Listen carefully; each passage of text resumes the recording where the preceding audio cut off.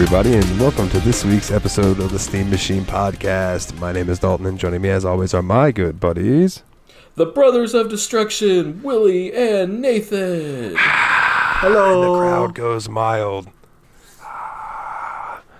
Yes, gentlemen. How are you on this wonderful, wonderful week? I know Patreon already heard this, but these people don't, so we could touch on it really quickly. I feel freaking great. I have a ton of energy. I've been sleeping really well and getting a load of exercise. Me too. Hell yeah, brother. Hell yeah, brother. But that's just a goof for the Patreon people. He asked how I'm doing earlier, and I told him I was tired and wanted to go to bed. Yeah. I'm doing all right. So I forgot to do this at the top of the show last time, and I threw it in at the end. So I'm going to throw it in at the beginning here. Real quick, I'm going to throw our shout out to our lovely Patreons that donate $10 or more. They are the Nate Cogsworth, the 7th of Juniper, Jeff, the original expendable Jeffy Lube, Sir Adam, shout out to his podcast Revival and Extinction, and DC Smoke Down. You guys rock. Thank you very much. Thank you all very much. Y'all the peoples. So before we hop into the Ubermash of Ubermosh, right? I wanted to bring up good episode title. Episode title, yes sir. I wanted to bring up a few games, and we don't have to go deep in them, but like I think that it's interesting that in two separate generations, a Bethesda game overshadowed other RPGs that came out alongside of it, right? So, granted, Oblivion came out. I don't remember the exact year. I think it was maybe 2006. So, around then, also, Gothic 3 came out. And Two Worlds 1 came out. And wow, Two Worlds is a name that completely fell off of my brain. Right? I installed them to check them out, and they are the epitome of jank. But like, there's almost a redeeming quality to it. Like almost like love it a little because it's so janky. But it's they got completely overshadowed by Oblivion. So like, they were games that in my childhood, like when I would go to the rental stores and I would see like Oblivion on the shelf and I rented it and played it. Like I never even heard of those games, right? Well, a lot of people had the same thing happen when Skyrim came out. Two games in particular that were pretty much overshadowed by Skyrim. So like people either played them and didn't like them because they compared them to Skyrim or just overlooked them completely. And that is Kingdoms of Amalur and Dragon's Dogma. Now, Kingdoms of Amalur, I think it was the art was done by Todd McFarlane. Hold on, let me look it up real quick. I know that the writing was actually written by like a famous. I feel like you've mentioned this before on the podcast, but I guess my brain puts it in the Skyrim box and I lose it every time because I couldn't tell you. I remember thinking the answer was cool. Yeah, I know I've heard us talk about the artist is Todd McFarlane and the writer is R.A. Salvatore. Oh, yeah, okay. The Wheel of Time, right? I think he was the original Wheel of Time guy, and then he died, and Brandon Sanderson. Maybe I have the wrong one. Yeah, I know it's Brandon Sanderson now. It's not a series that I got into. No, I'm idiot. Isn't R.A. Salvatore the guy that wrote the D&D books? Like, yeah, he did all the Drizzt books. Okay. Yeah, I'm just dumb. All fantasy authors have the same name. They're named initial, whatever, and I don't care. That's accurate. Yeah, that's fair. I blame J.R.R. Tolkien for that. Right. And his father, SQQQY Tolkien, was a bastard, so they should have never started with that. S. Bubby Tolkien. But Dragon's Dogma is the one that interests me more, right? Because Kingdoms of Amalur, it's a really fun game, don't get me wrong, and I recommend it to everybody. But Dragon's Dogma is a fucking JRPG. Well, it's an RPG that was made in Japan that's supposed to be like Western RPGs. It's made by Capcom. Huh. So, Capcom made a Western RPG with JRPG elements. And it is really fun. But when I tell you that it is almost Dark Souls hard, like, it's challenging. For instance, a troll. You get into a fight with a troll. It's a big motherfucker. You either got to go up and slice at its knees until it falls, and then you can attack its head. Or, this was one of the first games. I say that Shadow of the Colossus did this too, but like you can jump up and grab onto the ogre and then climb up him till you're up by his head, and then you can start wailing on his head until he will grab you, and then you have to wiggle your fucking thumbstick to get out, or else he'll eat. Okay, so different approaches. But one of the cool things about it, and I don't want to dwell on this too long, so I'll just talk about this and we can move on. But it has a pawn system, so when you create your character, you create a pawn. Oh, I know where I've seen this before. It's dumb. Don't. I am sure Monster Factory has done something with this game. Monster Factory has done an episode of Dominic Dragon's Dogma. Yeah, that's what I was. I just realized they had some really ridiculous. You can make some hideous fucking people in this game. Yes. So your pawn is like your number 2. They're with you the entire game, right? Well, whenever you're not playing, your pawn can be taken by other people and used in their party and on their saves, right? So like when you get in, you have your pawn that you create, and then you can recruit 2 other pawns. Now, you're walking around towns, you're walking down the street, you see somebody in some really cool armor, you can talk to them, you might be able to recruit them because that's just somebody's pawn who is now an NPC in your game. Like, it's just really cool. All these cool concepts that that's a neat system. So the whole reason I'm bringing this up is there's a new single player game by Pearl Abyss coming out. Pearl Abyss is the people that do Black Desert Online. This is a single player experience called Crimson Desert, and it's going like the desert, huh? Yeah, apparently so. It's going to be a lot like Black Desert Online's combat, but there's going to be a lot of like Dragon's Dogma type elements where I think you can climb on your enemies and attack them and things like that. So that's still in development, but it just jumped out to me as something cool to maybe look forward to. Crimson Desert. I think there's some videos on YouTube of it and stuff if anybody wants to go check it out. But again, I want to say Dragon's Dogma and Kingdoms of Amalur, specifically Dragon's Dogma Dark Arisen. That's like the expanded fixed version from the original. And I think it's the only one you can get on Steam now. But yeah, that and then Kingdoms of Amalur. Kingdoms of Amalur had a remake that just came out recently called Re-Reckoning. And they like made it look a slight bit prettier and gave you an FOV slider. And I think like that's basically all they changed. I would recommend getting the original game and just getting a mod that allows you to do the FOV. That's just me personally, though. Was it one of those where like all the mods are incompatible if you use the new version and people had been modding the game for like 10 years? Not really. There's not a ton of mods for it other than like I think there's some that make it prettier. And then there's just one that adds a field of view slider because the game didn't have one, and you're pretty close to your character. And like I know me personally, I like to have a little distance between me and my character so I can kind of see around me. 6 feet bubble, please. Yes, stay 6 feet away from me. I like Jim Cornette has a face mask that he was selling that says "Thank you, fuck you, bye," and he goes, "If people are close enough to read it and get offended, they're too close to you. Tell them to back the fuck up."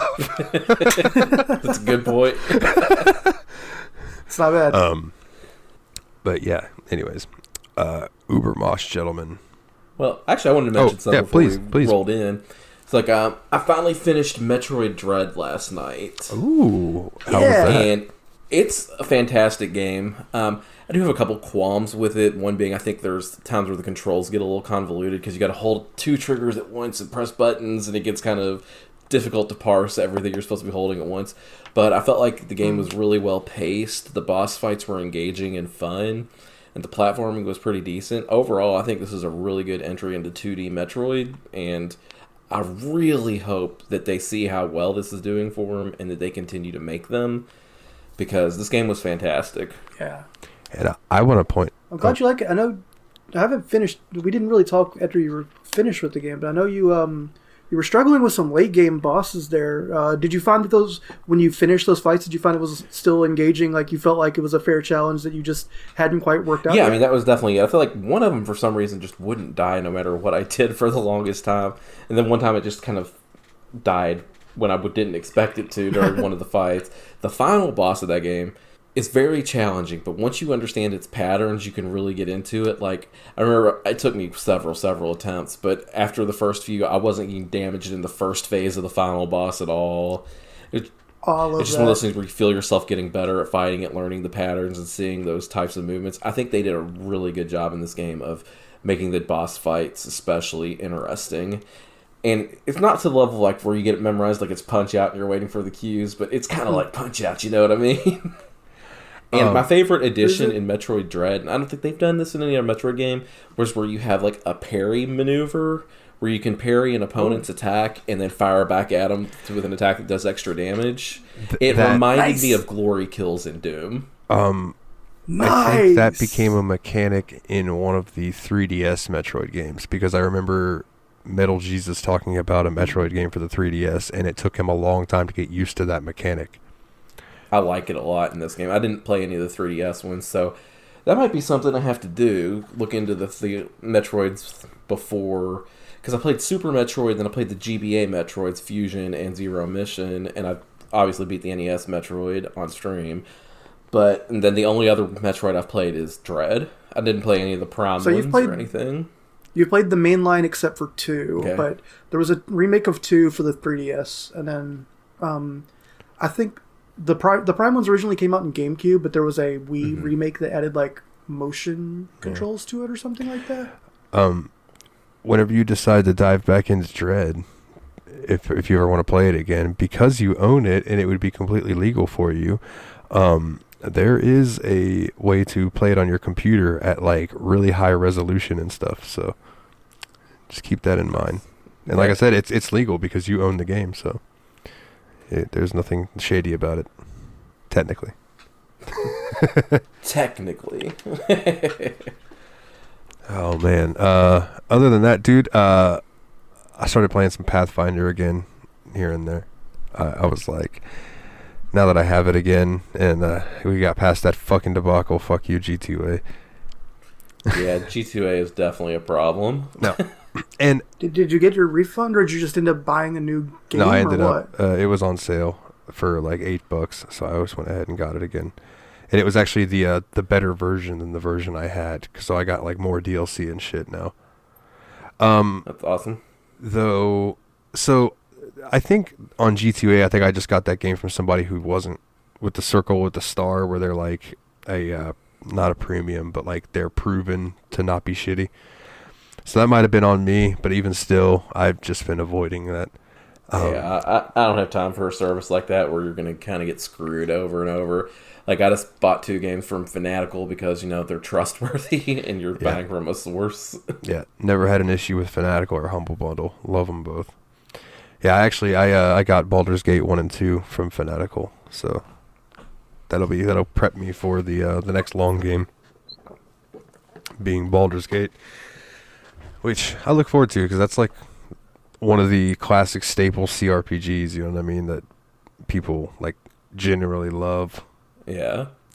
Yeah, other than that, man, fucking NGU Idol, which I can now not see the word in. I can't not see the word indulge because of Dave pointing out that those letters, if you switch them around, make the word indulge.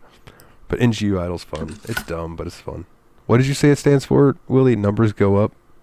Numbers go up. Numbers go up. That's good. That's hilarious. It's just a dumb little idle game, but I check it every few hours, and I don't spend a ton of time on it, but it's slowly, because I will like leave it running at night, it's slowly climbing up my most played games hours on Steam. I like how it kind of trickles out new mechanics and new numbers to go up. Like at first, it's just your main stats, your like how long it takes, how much juice you need to use each move or whatever, and then like later on, you're getting like adventure stats and equipment and adventure mode, and then the idle pod or whatever. So I beat the first Titan, which was like Titan Gordon Ramsay or something like that, right? And it was just this big Gordon Ramsay, but like so all the other things that I have unlocked, or I haven't that are Gordon Ramsay that are locked. I mean, is each one's like the first one that's locked says you have to beat the next Titan to unlock this, and the next one's like you have to such and such. I mean, just kidding, you have to beat a Titan, and the next one's like, guess what, you have to beat another Titan, and it's just like they just keep going and making jokes about like nope, actually you have to beat a Titan. It's like, oh, okay. I knew them Teen Titans. So the Ubermash, gentlemen, is what I'm going to call this, because like we pulled Ubermosh 5, but after playing it I was like, I'm going to check some of these other ones out, and I realized that all these games are super similar, so why not just cover them all? Plus they were on sale in a huge bundle for like, I think it was $2 or $3 for the entire 8-game series. Yeah, it was something definitely that cheap and ridiculous. And it was kind of interesting, like you said, because we did go ahead and start playing multiple ones of them, and you could just kind of see how each of them built upon each other to the point of madness in the end. Yeah, the last game was released in 2019, and I almost just wonder if he was just like, I can't add any more to this. Yeah. I mean, the games start off intense, and I don't know, how do we even begin like answering what this game is? Well, first, we should probably go ahead and say that this were all developed by one person, Walter Machado, which I think is an impressive feat that he was able to put together all these games in. Yeah. I do want to throw out that there will be no ODubs this week because there is no Wikipedia page for this game or series. There's like a PC gaming wiki, but that literally just gives you like, yes, it has controller support and things like that. Yeah, I searched all of Wikipedia for any mention of the word Ubermosh, and I found 2 articles that were just lists of every Switch game, which isn't even the system we played this on. But are these available on Switch? I mean, Wikipedia seemed to think so, which it does seem weird because this does seem little into. I mean, Nintendo lets emulated games on their consoles now, I guess. Yeah, do they? I don't know if I this logged. game It was would funny because I logged into my but- Switch the other day and saw that they were releasing Grand Theft Auto for Switch, like Vice City. Okay. Ubermosh is on Switch. Yeah, you can get Okay. Sancticide and Omega from what I see, and Black. So I wonder if the volume games aren't on there, just the named games. Yeah, they did an interesting These thing with games the are series released in where order. they had, like, the odd numbered ones were numbered and the even numbered ones were named. Yeah, Yeah. and I'll go through that in just a second because I do have a list of them. Steam's description of the first Ubermosh game, which pretty much covers them all, is Ubermosh is an arcade game about cutting bullets with a sword in a gun-filled cyberpunk mosh pit. Like a pinball table or a coin-op arcade machine, Ubermosh was made to give you a shot of adrenaline in a couple minutes. Each time you play, a new level is generated for you to beat your score in 90 seconds. That's basically it. That's what the game is. Yeah.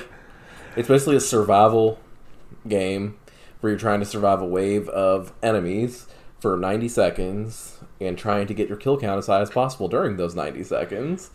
So it's a balance of staying safe and blasting people to death. And it almost reminds me of like a twin stick bullet hell. Yeah, it has elements of both. It's very literally a twin stick shooter where, like, your only controls really, if you're playing on joystick, you have a movement stick, an aim stick, melee attacks, and gun attacks, and that is it. 4 controls total to play the game with. It makes it sound like this is minimalist, but minimalism isn't really what this game does either. No, if I had to pick a game or a word to describe this series as a whole, it's intense. Yeah, It's absolutely. fucking I think in my show notes, I think I've written the word intense like 15 different times. But like Nate said, this was all done by one dude, Walter Machado.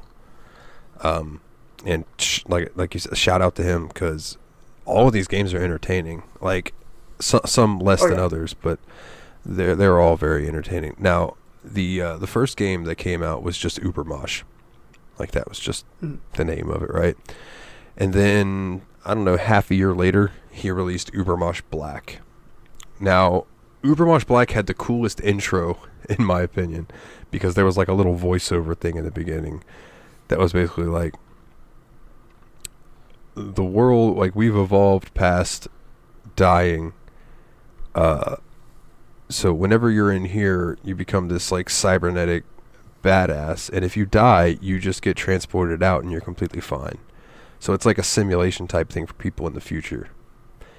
And I find that to be very cool. Like I started piecing together this thing in my head, like, alright, so maybe we've moved on into space and like we've evolved, we live on different planets and like we've evolved past dying. We now know how to live forever. We cannot be hurt anymore.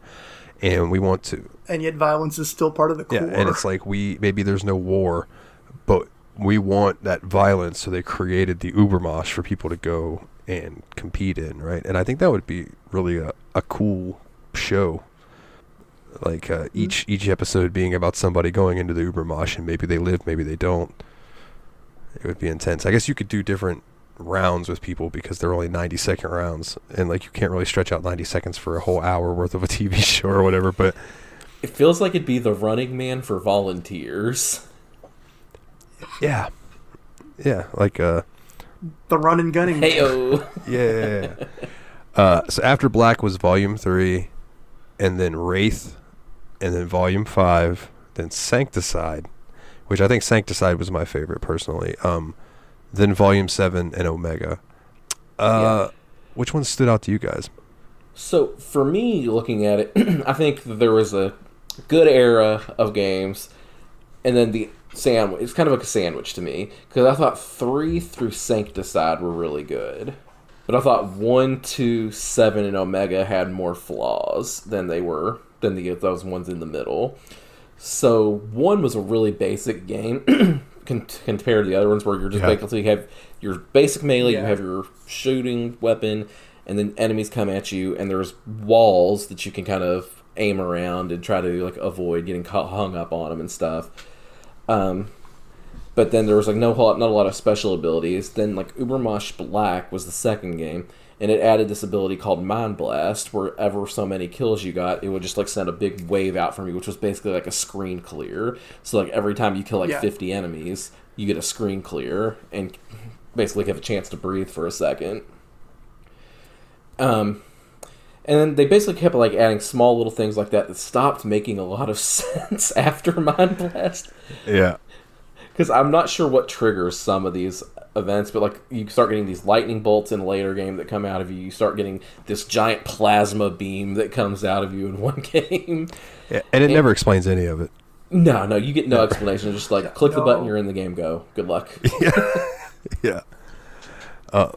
Like, this game will just give you a menu screen with a bunch of words on it and expect you to kind of figure out what it is. There's no documentation as far as I could tell.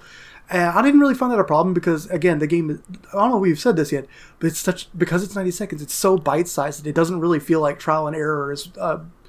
It doesn't feel like it's asking much of you, you know? Like, it feels like it's fine to go, okay, I'll just die trying to figure out what that means. Yeah, and then you die, you just click a button, you're right back into the next game. So it's just like, it's not like you have this big, long intro sequence or cutscene or anything. It's like, nah, here you go, you're in. Yeah.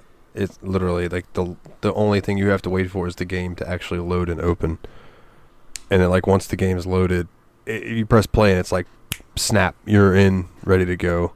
You die, boom, you're back to the main menu, boom, you're back in. Unless you want to change like your class mods and stuff, which I think were added later. I don't believe that they were in 1. Yeah.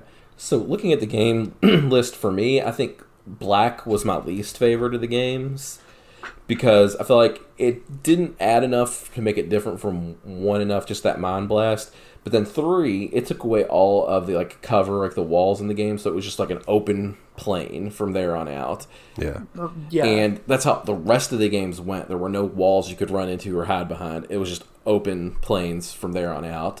And I felt like that worked better for this style of game. Absolutely. Absolutely.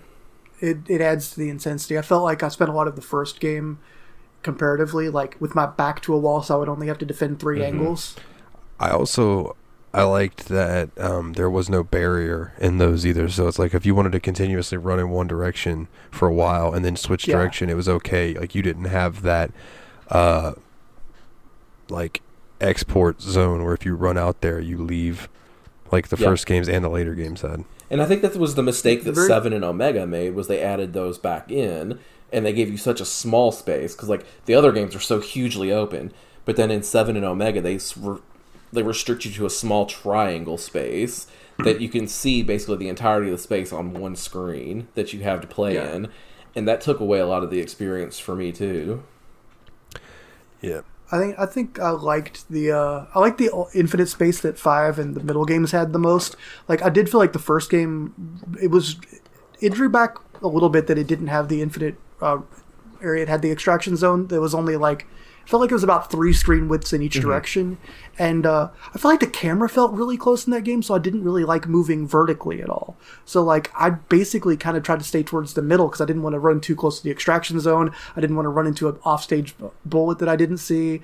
And also the Nate didn't mention this, but the kill counts rapidly go up in each game based on, like, because you get so much new stuff. Like, in the first game, in Ubermosh 1, 150 kills, which in 90 seconds, that sounds like a lot, and it is for a video game, but not for an Ubermosh game. 150 kills in the first game is an S class, or an SSS class, I think. Then in Volume 5, to get an S class, to get any of the achievements past beat the game, you need to get at least 1,000 kills. Because now you've got the brain claps, and now you've got the... I can't remember what the other things were called. The mana strike? Mana strike was like... the barrier thing, too, that you could set to go in a circle, or that might have been the lightning, actually. That was the mana strike, yeah. It just... I tend to think of it as a strike because I used the forward one. But you use the circle one. There's a lot of options in these games, especially in the later ones, and...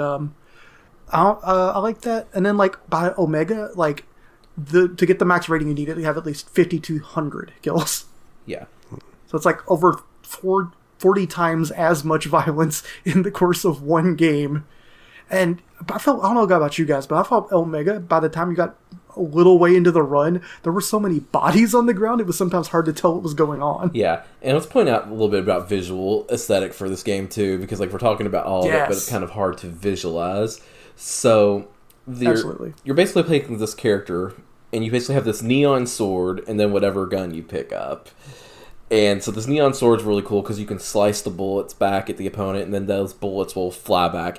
And when we're talking about bullets, it's more like laser beams than bullets. Yeah. It's not like you're trying to hit a 9mm shot back at somebody. For Star Wars nerds, think about when they shoot the blasters at a Jedi, and the Jedi reflects them with their lightsaber. Kind of the same concept.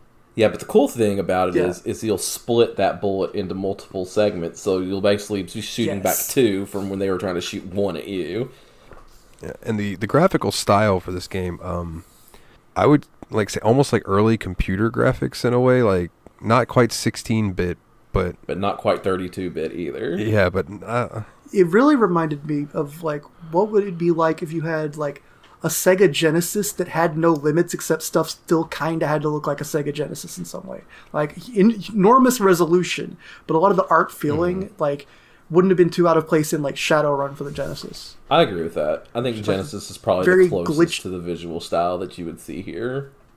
Because it's got that glitchy, grungy, neon, cyberpunk vibe to it. Yeah, and like, whenever you destroyed an enemy, like, they would leave a pile of blood on the ground, but it was a different color for each type of enemy.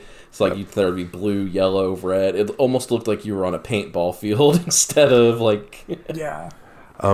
One thing, I didn't check the older games, but I did notice that in 7, there was a settings menu, and one of the settings was reduce screen shake.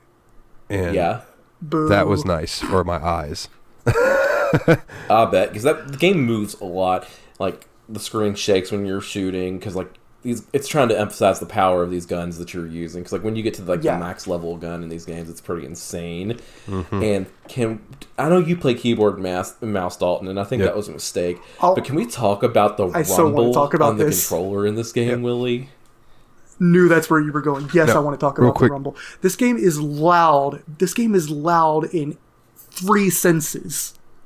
Go ahead. I was just saying, I started on controller, but for reasons I'll get into after you guys talk about what you're going to talk about, I switched to mouse and keyboard. But continue. Like, so the game, okay, even if you don't play with a controller, the audio is very loud, the visuals are very loud, they sync up a lot, they rumble on the beat, they screen shake all over the place. Like, I wouldn't recommend this game to a photosensitive person because I don't know if it would actually cause some damage. But oh boy, when you add that rumble in.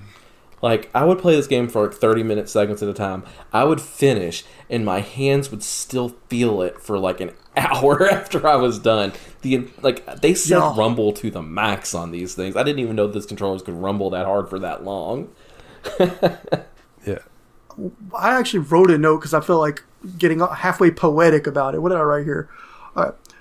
So, once you start, the vibrations are powerful, and they happen when you do damn near anything. If you cut a bullet, it rumbles. If you shoot your gun, which is mostly what you're going to be doing, it rumbles. You get hit, it really rumbles. You die, it rumbles for like 5 maximum seconds straight. And like, when it feels like you're in a rattling old truck with a jacked up subwoofer, and the upholstery is about to come off. Like, it's rhythmic, and it's synesthetic, and it is intense. Yeah. I don't think this game's going to be for everyone, but man, if you can put up with it, I think a lot of people are going to love this. So this game made me realize that like my trigger fingers aren't as quick as they used to be, because I was having a really hard time moving around, aiming and hitting the triggers at the same time. And I don't know if the rumble had anything to do with that, because yeah, there were times that when I like the first couple times I played this, even like way before the show, my hands would feel like I guess I just used a fucking weed eater when I was done. Yeah, that's a great analogy. You got that numbness in there. And so this time I was playing and I kept dying over and over and over and over, because personally, I liked the class mod, which I'm sure we'll get into, but the Kensai, which was just swords. Yeah. And I didn't like the guns personally. I'm more of like, I liked more of the Enter the Gungeon style for that. I think this game was too sporadic for me to try to aim around and shoot. But with the swords, I could literally just run around and click my mouse button. And I play MMOs. I'm really good at clicking mouse buttons, right? So, and like I love Diablo. So like I've done lots and lots of clicking in my time. Just gonna make a Diablo Oh, I'm joke. sorry. Wow. Go ahead, make the Diablo joke. I bet it felt like playing Diablo. There's not much joke left once you strip the meat off the bone. Sorry, homie. yeah. Well, it's just a lot of clicking. So it was like more second nature to me. Now, it did take me a while to get used to when I moved my mouse, my character's direction didn't move like it would if you were playing, like a shooter per se. Well, once I got used to the WASD, it just made sword playing a lot easier for me. I can't really comment on guns. I didn't use them all that much, but other than in Omega, I did pick one of the characters that I thought looked really cool, and when I went into the game, he just had automatic guns shooting in every direction. Yeah. And I was like, what the fuck is going on? One of them has like 4 built-in auto guns, or it ends up being 4 by the end of the run, and it's and crazy. I also want to kind of say that's kind of one of the reasons I didn't like 7 or Omega that much too, is because like in the other games you had character classes.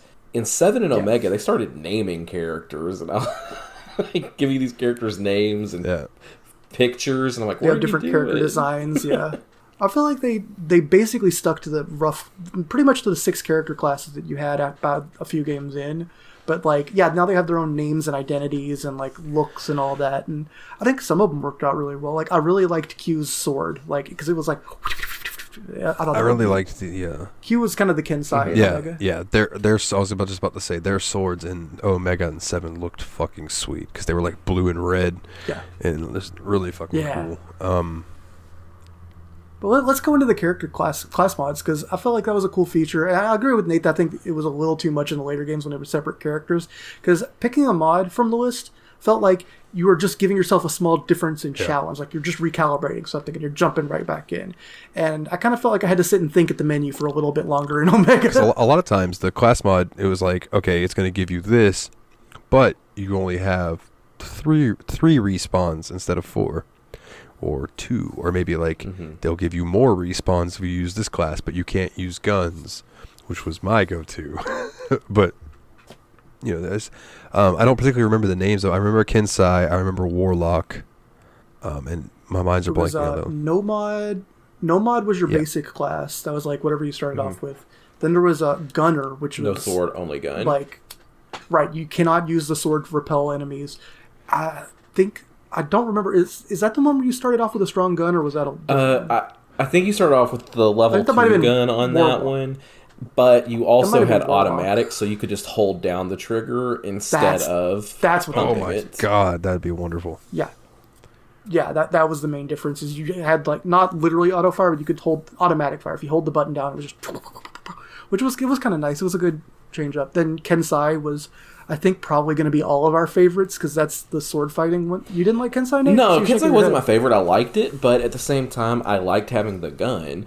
Like, I thought the shooting was one of the essential aspects of the funness for the game for me, so I didn't really like Kensai or Gunner all that much, because they took away part of the game from you. That's fair. I felt that a lot with Gunner, especially, because...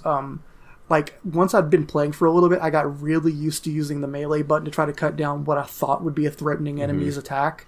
Because, like, the game moves fast enough, and if you're walking towards something, you might need to predict if something's going to shoot at you and try to cut the bullet then. And so I'd like walk in the direction of, and then walk back where I was going.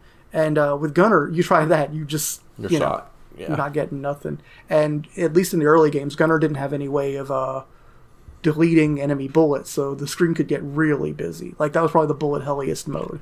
So, Let's see, go ahead. The number of other classes. The other ones were called Psyker, Warlock, and Wraith? was there Psionic? Wraith. Wraith was the other one. Thank you. I think, was Wraith the one that started off with the red gun, or was that Warlock? Or was it Psyker? Warlock I starts can't off with remember all the differences. Like, I'd have to see, like, the menu in front of me. But I did like the one that started with the red gun, had, like, 2 respawns and their melee weapon. I thought that one was so much fun to try to win a game with. I think that was Warlock, because that was the one I did last on my stream. The first time I even played this game, I didn't realize there were respawns. Like, I didn't realize I was getting hit until I died. I thought you had 1 hit, 1 life. So, like, I was going through respawns without even realizing it. Yeah, that is a problem, I think. It doesn't really give you a good indication that you've been hit. Like, you kind of have to know what to be looking for. It takes a few games to even be able to see when you did get hit. And most of the time, that was through a conjunction of knowing what that particular rumble felt like on the controller for me. I feel like, too, especially in the earlier games, like, there's not a lot of feedback when you get hit, and there are certain monsters, like the big cloud of, like, little robot dots or whatever that surrounds you. Like, if you get caught in that, you're not just losing 1 life. You have, like, no iframes in the early games, so it's just going, pop, pop, pop, pop. As soon as I see those things, I start swiping that sword like a motherfucker. Same. Yeah, but in the later games, if you get lucky and get that screen wipe, the Mind Blast, it just takes care of it for you. So I like that a lot. Yeah, I think one of my favorite strats in Omega was I was going with Q, who was the sword character, the Kensai, and using the what was it called? What's the name for a little shield you have on your arm? Bracer? Buckler. Thank you. There's a ability called Buckler that's like a constant forward-facing shield, and she can use the sword so fast and at such range that if you're kind of always twirling and cutting at the same time, the only things that could hit you were the blue shield guys. Because those are the only ones that could cut through shields, basically. So the barrier would take care of it if you were twirling enough. So it was kind of a game of speeding up, twirling, destroying everything when you get enough kills in a row to get one of your special moves, and then like avoiding the blue shield guys until their shields run out, and then going up and prioritizing them. Now, did you see any gold shield people? Because I swear I saw some that had looked like a golden aura to them that I would just run away from. Yeah, those existed. I think the gold aura guys, yeah, for sure. And I don't know what exactly caused that gold to wear off, but if you stood your ground with them long enough, that gold would wear off and you could shoot them and destroy them. But I don't know if it was me hitting them enough times beforehand that made the shield go away, or if it just went away on a time base. Yeah, I figured that out from playing Omega, because Omega has so much stuff going on that I had to just focus on individual things to like feed in on. And I found out pretty quick that the shielded enemies, that's just time based. Like you can shoot them a million times, it won't count until the shield drops. Except in the later ones, there's a move called Shredder, which shoots that. You remember that, like the three. Yeah, like the orbs, like hollow circles. Yeah, like that move cuts through shields. That move hurts shields. There's so much going on. I had no idea what anything did ever. Yeah, I'd spent a while in that game just trying to parse what was happening. I think that was the most interesting mechanic to me, because finally you have a way to fight back against shielded enemies, but one of the shielded enemies does that to you too. So I will say in Omega, the guy that's basically the gunner class in there, if you play as him, okay, because you know how there's like all the different types of gun. You have the purple gun, which is basically a 1-shot, the blue gun, actually silver gun, which is a 2-shot, then the gold gun, which is a 3-shot. Then you get this red gun, which is basically the spread gun from Contra, which is fantastic.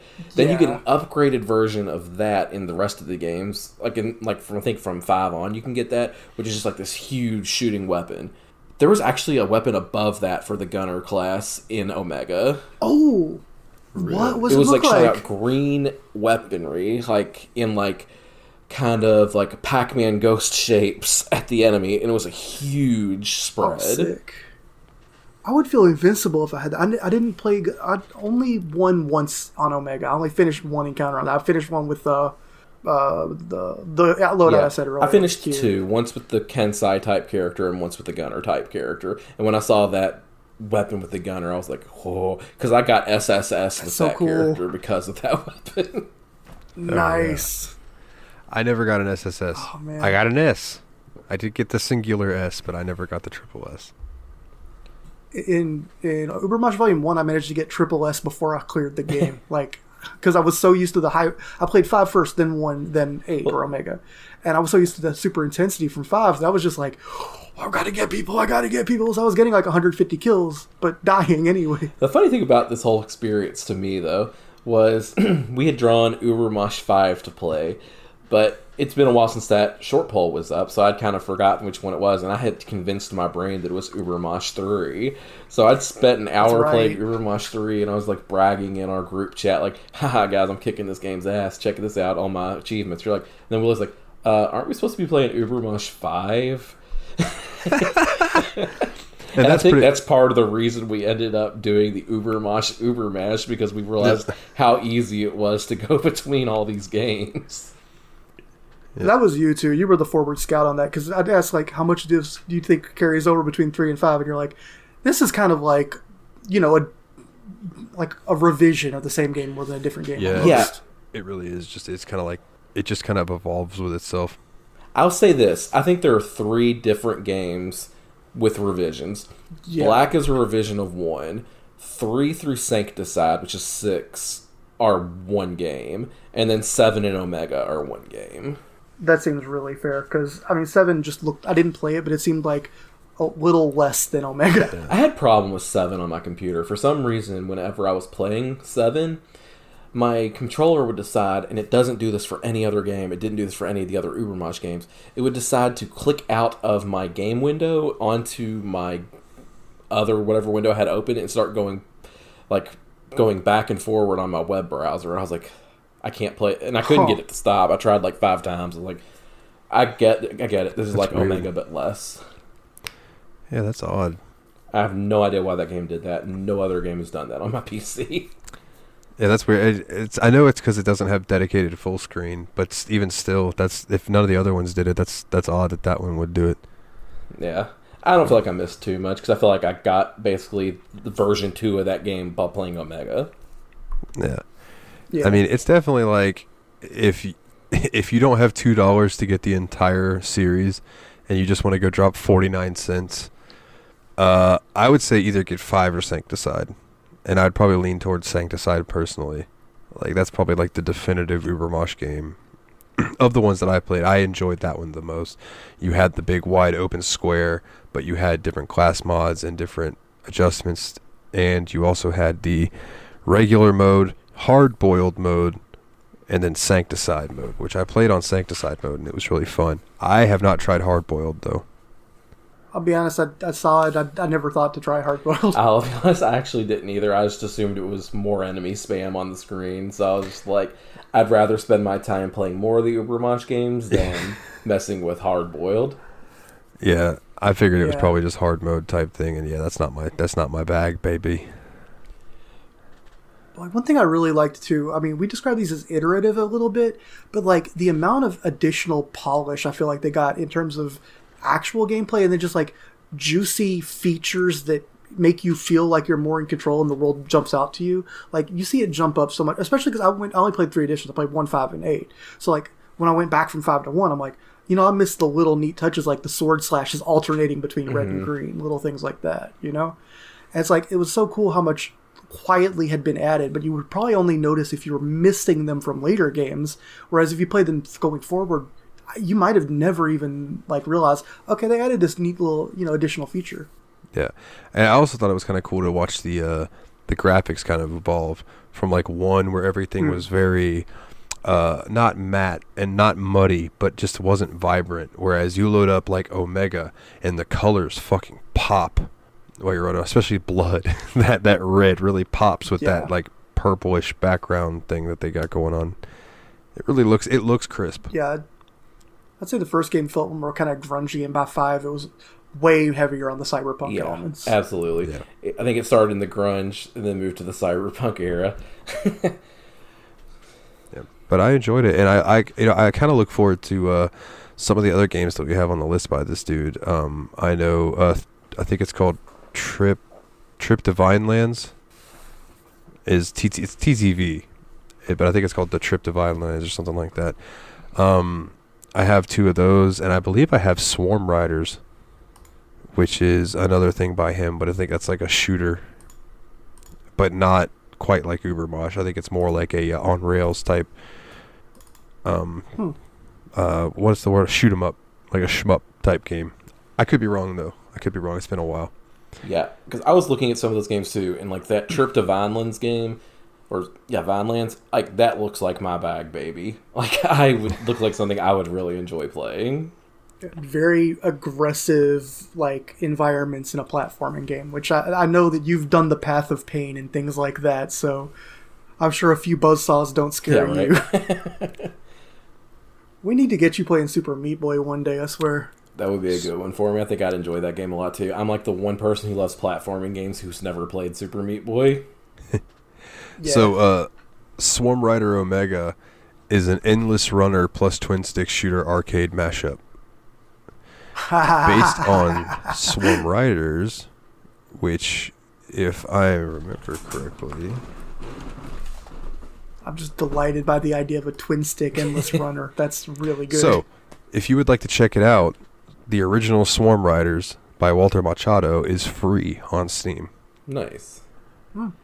Yes.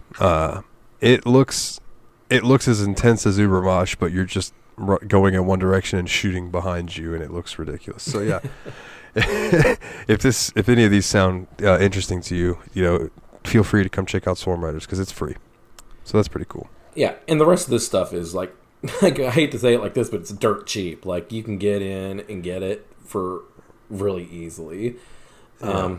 And if you just want to pick up one, I think my recommendation is going to be different. I kind of liked Wraith the best because it kind of felt like that beautiful in-between before it started getting too deep into it for me, but it also wasn't too much like the older ones. Like I just felt like that was like a really good in-between was Wraith for me, which was the 4th edition.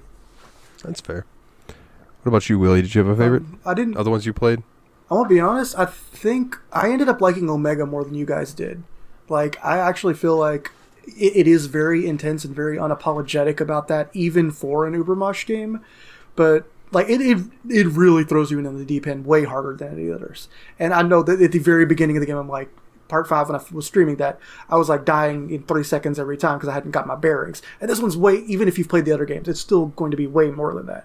But it seems like it's the one that's most built for long-lasting gameplay. Like, I feel like there's a lot of challenges that you'll end up doing. Just the customization's really cool.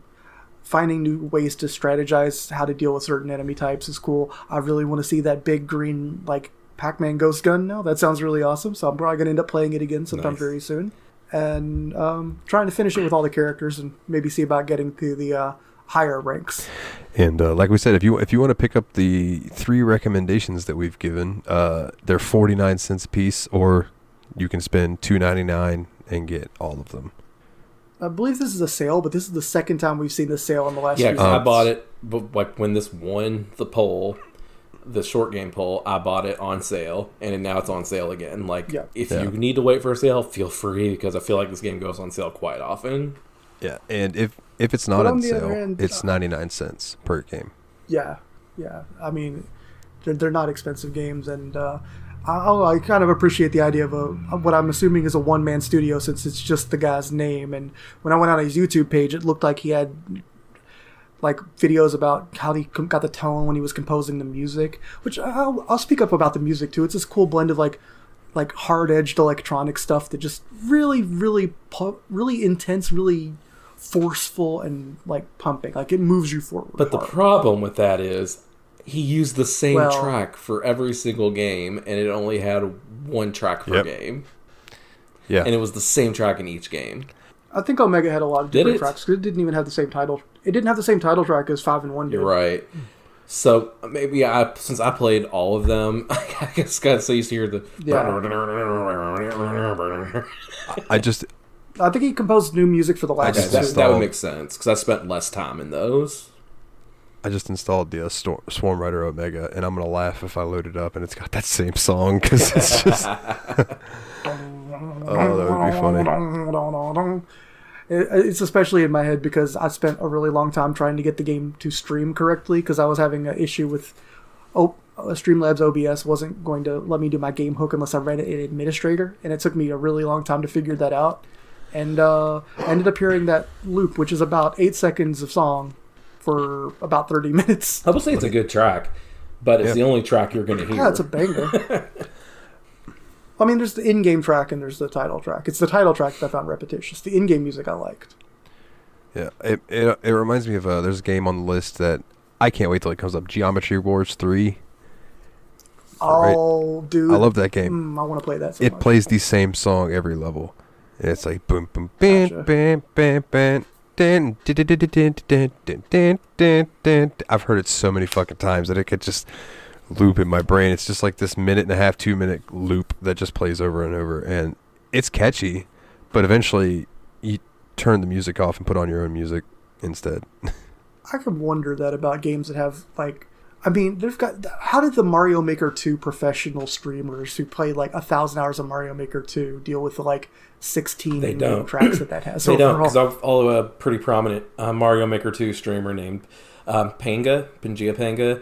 Also a big ROM hack player too. But like, he even talks about on stream, he's like, I can't tell when this P-switch timer or this star is going to run out because I'm not listening to in-game audio right now in my headphones. I'm listening to my music. Oh, wow. Okay. That's a good answer to my question. Thank you for actually having that on file. Because I definitely... That game in particular, I was just thinking about recently, because, like, there's... At least they added a few original compositions for, like, levels that didn't exist in that original game, like an Ice Mario 1 music and things like that. But that's still only, like, 8 biomes over 5 games. How many times can you listen to the new Super Mario Brothers 1 ground theme? Da, da, da, da.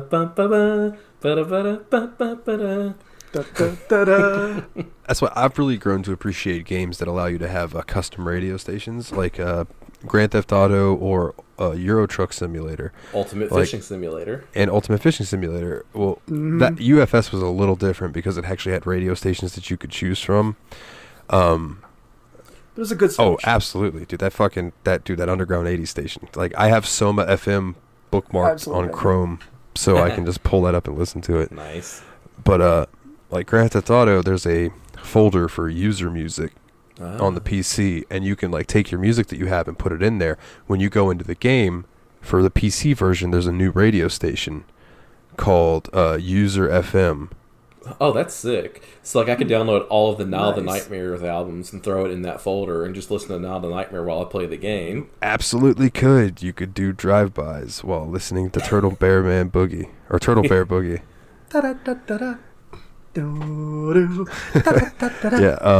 so I've always really enjoyed that, and I know Euro Truck Simulator 2 has something similar where there's like a user FM thing that you could use. But like, I love that the Grand Theft Auto one, you know how their radio stations have commercials and stuff? Mm-hmm.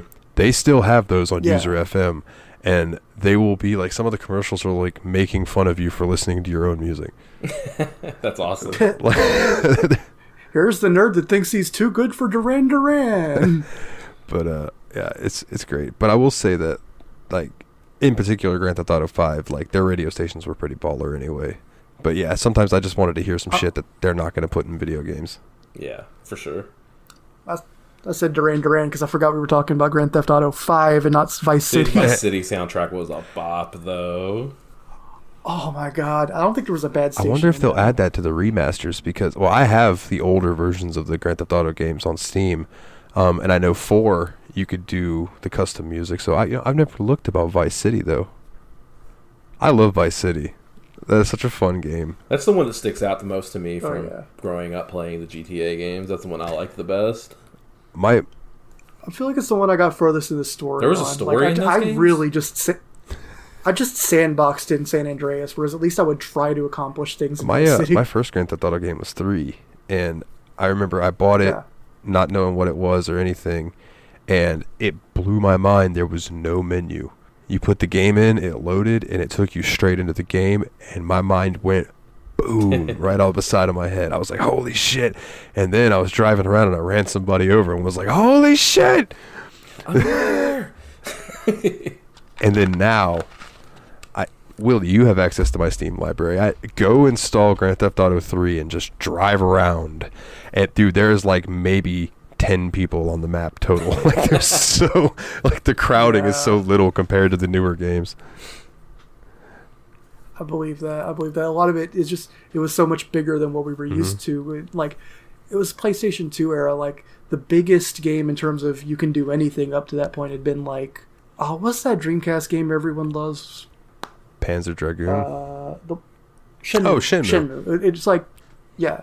I have those games too. It's like, I mean, just like think about how like Ocarina of Time felt so big.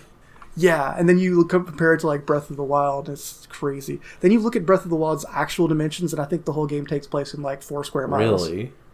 It's really not that objectively large. I do know that the sharp biome. I think it was the Breath of the Wild map was like 9 times the size of Skyrim's map, or something like that. That makes sense. Skyrim is that small? Skyrim is actually not.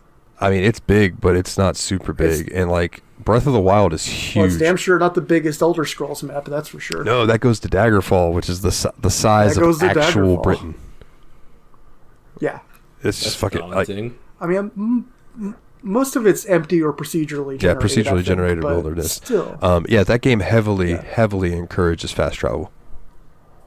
Yeah. But Jesus, like.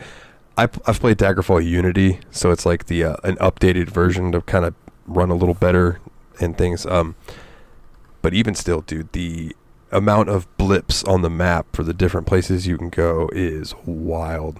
So many. But yeah, is there anything else about Ubermosh that you guys would like to touch on?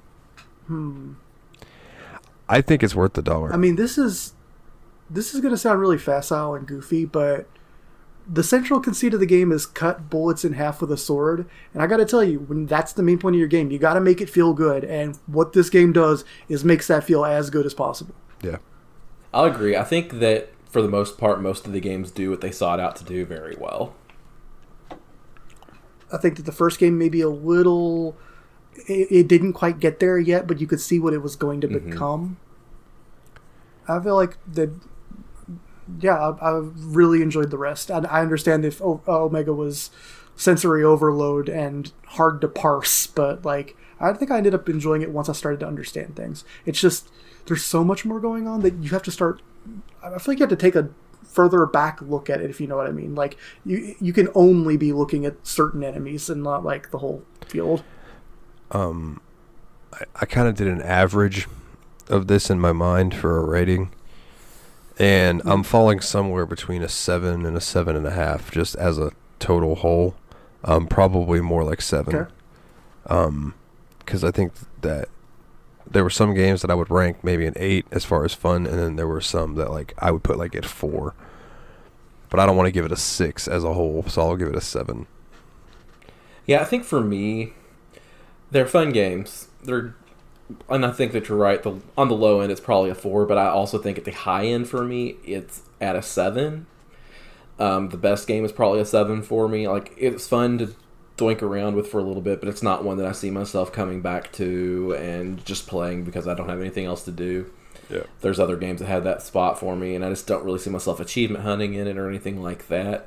So I actually go with a 6.5 for the series, which it's good, but it's just not something that's going to draw me and keep me. Yeah. For the price, I think it's definitely worth For the price, I could give it a 7. You're right. I think my considerations involved it being a one-guy team and a fantastic value proposition. And, like, I was trying to figure out how far above 9 I could go without feeling weird about it. And I had a feeling that you in particular would like this series more than me. I mean, understandable. I have a feeling that you would like Super Meat way more than me. But, I don't know. I kind of... There are types of games where I can bang my head against the same level. You've seen me trying to stream Doom recently. I can't get through Barrels of Fun, but I sure did stream it for like an hour straight. I'm just gonna give it. I'm gonna give the series on the whole a flat 9, and you could just say that scores for whichever you think the best game in the series is. I didn't feel any of them were 4 level to me, but I did feel Ubermosh 1 was really weirdly empty compared to the other ones I played. Yeah, you could almost see where like he was developing his chops there, and he was definitely like, all right, well, I got the enemies down, so what else can I do? Yeah. Yeah, I believe this was made in Game Maker or GM Studio, and like I mean I'm gonna double check that before I actually don't know if I can double check that because I don't think there's that much written about Ubermosh. I'll write it. Ubermosh, GM Studio. See if that confirmed.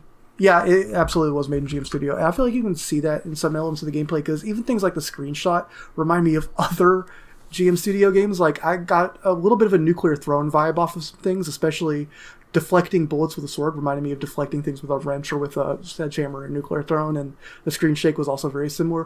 But this game is like a lot less serious and more intense. Yeah, and we've said multiple times, if there is a word to sum up this fucking series, it is intense. I think I've actually adjusted my one word to loud. Loud, yeah. Like, this game would be miserable to play if you were sick or hungover or had a migraine. I can't imagine playing this hungover. It's like, dude, what killed me is, I like to play video games with some YouTube going or something, and these games, there was no fucking volume control. And I would literally just have to play them. I'd just turn my speakers down and pause my video and play Ubermosh because, there's no... He wants you to hear that fucking song.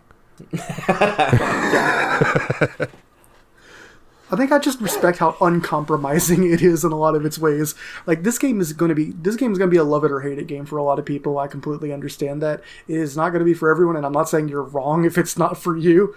Just this one ended up being my shit for sure. And I'm weird that I don't fall into love it or hate it. I just kind of really like it.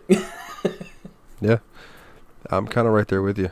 But I could see people picking it up once and going, "Oh, this is no." And I think no. listener Kana picked up Omega, and she said she enjoyed that one. That was the first one she did, though, because that is a really... She jumped into the deep end. I felt... Yeah. She did not dip her toe in the kiddie pool at all. Straight in with no water wings, because that one is just too... I mean, that one was too much for me the first several times I played. I actually closed it and went and did something else and then came back to it like, okay, I have to figure out what happened. Yeah, so, Kana, I'm sure you're listening to this. If it's too much, definitely just try Wraith or Sancticide. And they're a little easier. A little bit easier to understand, at least. I won't say that it's easier to get a win on them, but I will say it's easier to parse what's happening. Yeah, for sure. Which game do you guys thought was the easiest one to win? I think that's a question 3. we kind of didn't really go through. 3 for sure. There's only one that I went around in, so hold on, I'll tell you. Let me look to the achievements. Go ahead. Okay. I was going to say out of the 3 I played, it was definitely 5, because I thought 1, I feel like on 1 you died to off-screen stuff or nearly off-screen stuff a little too often, and 8, well, there's no such thing as off-screen stuff in 8, but there's just so much happening that eventually you're going to back up into multiple bullets and you run out of respawn cores. So 3, I felt like it moved a little bit slower, and I wonder if that's true or it's just the way it felt. It moved a little bit slower than the ones that came a little bit after it, and it was just easier to react to things for me in that one. But I will say that when I went from 3 to 5, I immediately won my first game in 5. So maybe Nice. 5 is the easiest. I'm not sure. But I did have my practice in 3 before I went to 5, so it's kind of hard to quantify. I was hoping I'd have that experience when I jumped into 1. I was hoping like, oh, I'm a pro with the later games, but like you're kind of naked in 1 compared to like 5. Like you don't have the brain clap, you don't have the mind strike or mana strike, you don't have your sword feels like you have fewer strikes per second. I will agree with that. Like, I feel like the sword got better as the game went on. Yeah, I feel like by Omega, I mean, I won as the Kensai, obviously, but like, I feel like I basically wouldn't have used the gun if I had. Yeah, in one. Omega, though, the cool thing about Omega, I will say, the Kensai sword is huge, and it is noticeably different. Because then if you use that, like, the clone type character, like Aya, who's basically like the no-mod character, her sword feels so puny. Yeah. Yeah, that's just the default sword. Although she had a modifier, I think a couple other ones they called Bone Sword, where you could give up a modifier to have a wicked huge sword that was also kind of slow. Yeah, the Kensai went in with like 2 fucking like berserk anime, like those just massive swords. Like just she's. So the only Ubermosh that I completed an event was 5. Okay. I think that's got to be it. I have an achievement for the first Ubermosh called Hard Boiled. Oh, because you switched to hard-boiled mode. Oh, I literally just switched to hard-boiled mode, and it gave me that achievement. I did play... I was, like, playing Ubermosh 1, and I'm like, fuck, this is hard. And then realized that somehow I had switched to hard-boiled modes. And I'd forgotten about that until I was just looking at this. So, yeah, I did play hard-boiled on 1. I did get quite a few achievements, but just suffice to say, the achievements aren't anything like crazy. They're just like get a number of kills as a certain class, win as this class, things like that. It's nothing that's like wild and unexpected. Did you guys feel like getting the top kill achievement in 5 would be really difficult? Because I didn't feel like I was getting anywhere close to those numbers. I think that you probably have to switch to hard-boiled mode. And I think that's what I'm thinking is going to happen. If you switch to hard-boiled mode, you'll get more enemy spam, so you'll be able to get those more kills. And you might get group. a higher multiplier based on... well, actually, there's no score. It's just kill count, isn't it? Yeah, just kill count. There's no multiplier. Yeah, that's right. I was wondering about that at first because Ubermosh 5 feels like the score feels like it gets a little ahead of you at some point, but I think it's just because eventually you're cutting and throwing so much stuff in a direction that you're blasting a bunch of off-screen dudes too. Because I've definitely killed things off-screen I don't and picked up their weapon off-screen from off-screen before. Yeah. Yeah. Which also makes it freaking crazy that in 90 seconds I ended up killing something like 5,000 guys in Ubermosh Omega. Buck wild. I almost feel like it gets so to nuts. A point too where like... how do I put it? Like, so I believe when you walked over the weapons, like you would just pick them up, but at a certain point there's so many weapons on the ground, I feel like you would be switching guns all the fucking time. It does switch guns until you get the red gun, and then it won't let you downgrade from the red gun. So if you pick that one up, you will stick permanently with that unless you get the upgrade to it. That's good to know. Yeah, because I felt like weird about early game, but I feel like I was, after a few runs, trying to prioritize. Like, you figure out which monsters have the red gun, and that's just the one I would start going for, because, you get the red gun, then you get the fire gun or whatever it is, and then you're good. I mean, I still want to see the green ghost gun. That's down my goal. It's cool. It's really cool.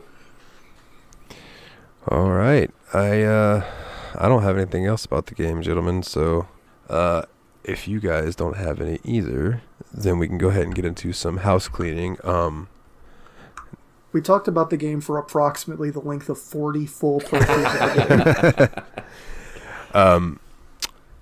Yeah, I believe next week is going to be our Trails episode, and then the week after that will be Quake.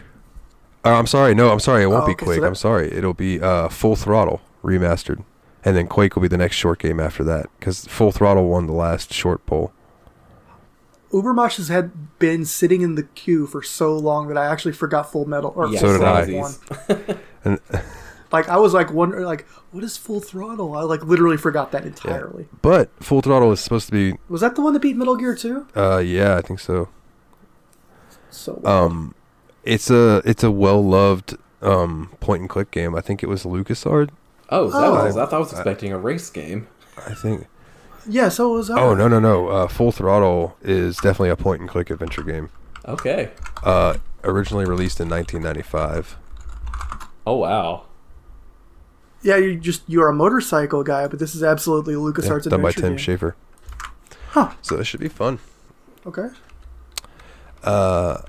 But I was so imagining like a Wipeout or Twisted Metal PlayStation 1 style racer. Same. Oh, it's by Double Fine? With like some extra violence. Full Throttle Remastered? Double Fine? Yeah, I think Double Fine did the remaster of it.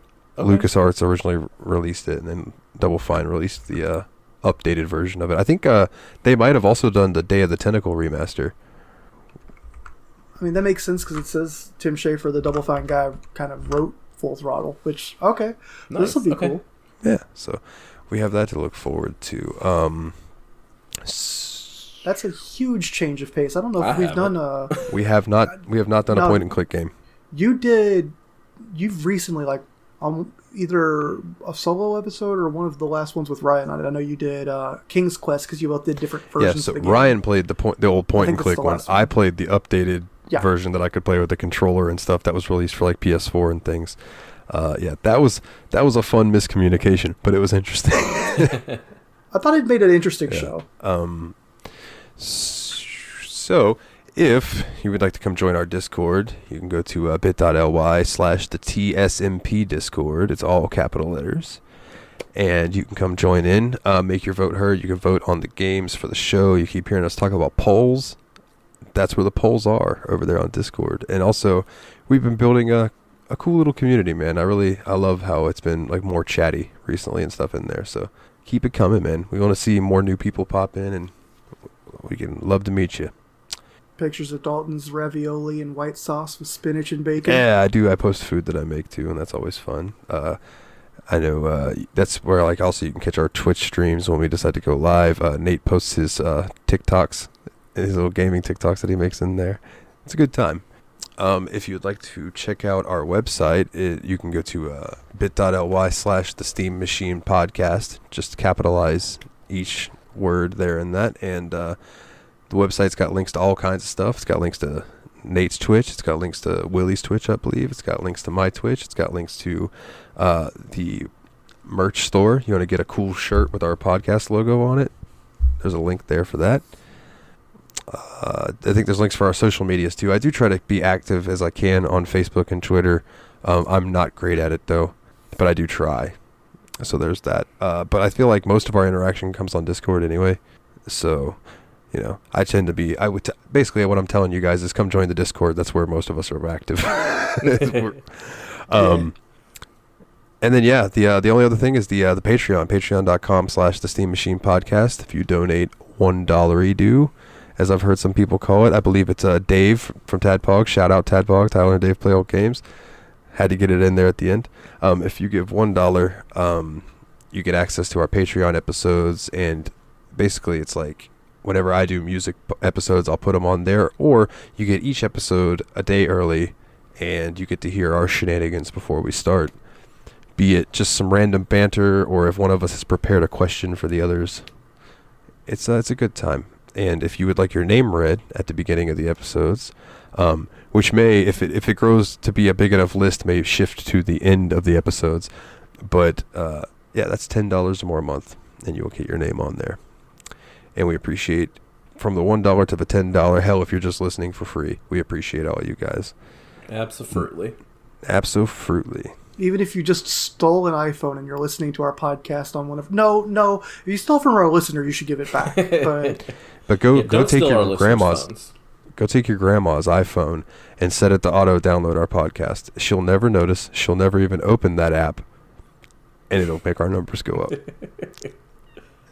And she might learn something about Doom, too, if she does listen. Yeah. So or win-win. eating ass. Either way. That's more of a Tadpog thing. Hey, you can set it to download them, too. Nate, go ahead and plug your stuff, my good buddy. Yeah, if y'all want to catch me streaming old games on Twitch, it's twitch.tv/TurtleBearman. Saying stupid things on Twitter, it's twitter.com/TurtleBearman. Or just seeing me be goofy in video games. And maybe I'll start posting other stuff other than gaming. On TikTok, it's tiktok.com/TurtleBearman. I am Turtle Bearman. The old TBM. And Willie, you have been streaming. So I'm going to ask you, sir, would you like to plug your stuff? Yeah, kind of. I know that sounds like I sounded so put upon there, but it's because I did really want to stream Ubermosh. I do really want to stream Doom 2, but only the stuff that happens after the map I'm currently on. And now that I've been streaming it, I feel like I need to beat it on stream, and it's going to suck to watch. But once I get past that map, it's going to be fun. We're going to get to the beginning of TNT soon, and I love a lot of that stuff. The beginning of TNT is really good. But no, I didn't stream any Doom this week. I just streamed Ubermosh because, that's for the podcast, and I don't want to play Barrels of Fun. But it's Barrels of Fun. It's not. There's barrels. They're not fun. They fucking lied. You fucking lied. Barrels of pain. All right, well, what is it, twitch.tv/Icebrand Studios?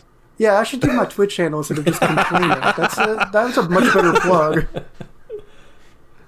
Hey, don't watch my Twitch, but if you did, here's the thing I hate about it. Man, I'm bad at marketing. So, yeah. So do you want to say it, or is you just good with me saying it? Oh, he went full robot. Uh-oh. Okay, so yes, it's twitch.tv/Icebrand Studios. It happened again. I don't know. Is it me going robot? No, you're good. Oh, okay. No, it was almost definitely me. No, you're fine. You're fine. No, I made a little note of when it happened the first time. Oh, that's what you were doing. Yeah, I didn't. I thought maybe you were just doodling. Like drawing some boobs or something. Nice. Just like, yeah. No, I was just trying to be a helpful little podcast boy. I had a part where I broke up, and I thought, when you hear my audio, it's going to sound like me and you are both asking Nate a question at a time. And I just wanted to say you should prioritize Nate or yours because my audio was not what you heard. I gotcha. Okay, cool. Well, gentlemen, Behind the I music. believe that is all. So for this week, they are the Brothers of Destruction. I'm Dalton, which is weird. I feel weird saying my own name like that, but like I'm Dalton. They're the Brothers of Destruction, and as always, guys, Wieners.